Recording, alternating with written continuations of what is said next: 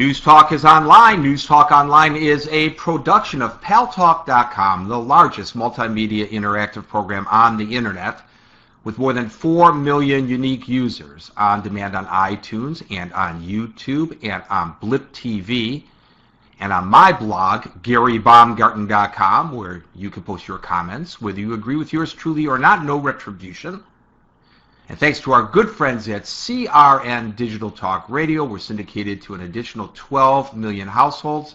I am your host, Gary Baumgarten. I welcome you to the show, and I remind you, as I always do, to go to the Paltalk News Network website, which resides at reportergary.com, reportergary.com, for stories that you may or may not see, hear, or read in the mainstream media, and go there early and often, just like voting in Chicago. Now, we've been talking almost nonstop ever since the tragedy in Tucson a week ago tomorrow about civility and responsibility in public discourse. Today, I was accused of going over to the dark side. Apparently, somebody who perceived me as a moderate, middle-of-the-road individual, now because I posted a story on the Paltalk News Network website in which Julian Assange said in an interview, not to me, unfortunately, but to somebody who writes for the News Standard, that he not only has the goods on the State Department and on its cables, not yet released some of them, but he also has the skivvy on Rupert Murdoch, who heads News Corp, the parent corporation of the Fox News Channel, which I guess apparently hasn't been too generous in its praise for Mr. Assange. So because I reported that, that shows that I have gone over to the dark side and I am now a liberal. Well, you know, it matters not these days how people identify themselves, people in the public eye. It matters more how others identify them, I guess. The fact that Barack Obama went to a Christian church, you know, the Christian church where the pastor said, "God damn America," matters not. We know, at least some people know for certain, he's not a Christian. He's a Muslim. So it matters not that he identifies himself and has identified himself, at least all of his adult life, as a Christian.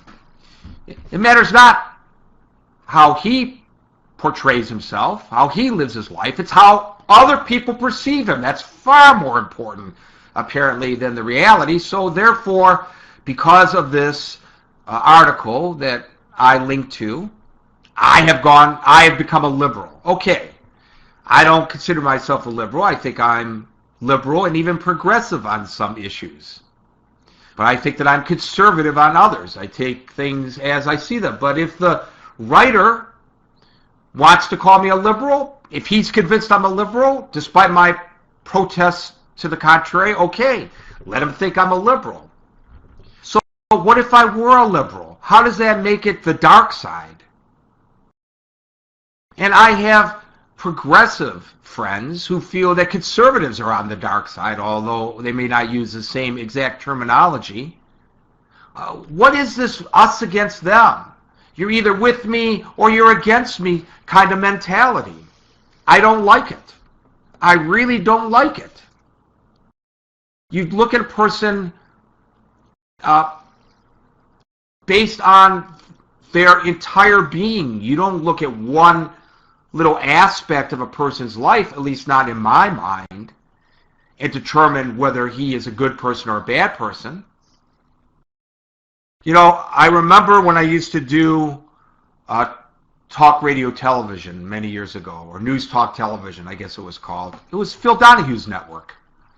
I was a guest on Lisa Evers' program, weekly, and she had somebody from the left and she had somebody from the right from talk radio as a guest during this half-hour segment, and I was the man in the middle.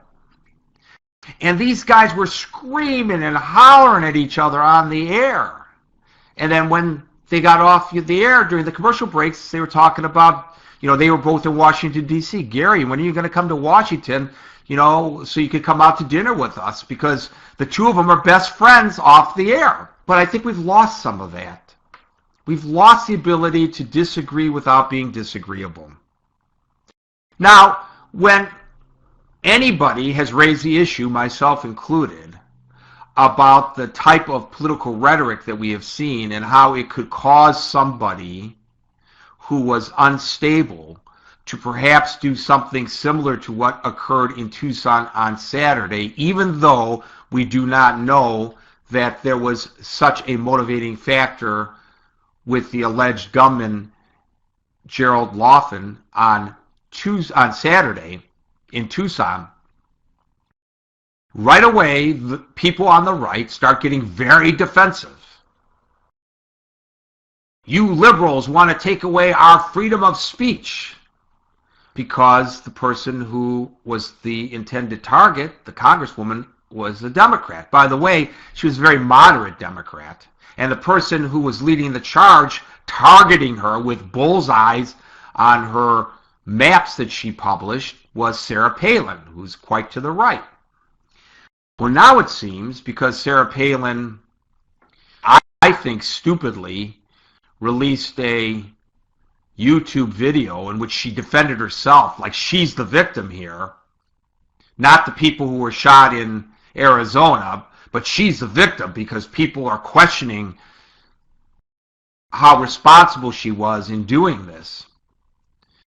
And I think she lost a lot of support, by the way, in doing so. But unfortunately, now, in reaction to that, she is being targeted with threats. Threats. There are all these tweets literally calling for the assassination of Sarah Palin. This is exactly what the president urged us as a nation not to do. And I took his comments in a heartfelt manner. I believed him. I do not question his veracity about this. And I think that there are members of the other party who feel exactly the same way as the president and the Democrats feel. There are Republicans who say that on January 25th, during the State of the Union address, which we will carry live here on the Pal Talk News Network, they are going to cross the aisle and sit with their Democratic colleagues. And I would hope that some of the Democrats will cross the aisle and sit with their Republican colleagues. This, at a time of crisis, at a time of tragedy, is not the time for partisan political politics. This is the time for us to come together as a nation, as we did following September the 11th, 2001, as we did whenever there was a tragedy or crisis to beset us.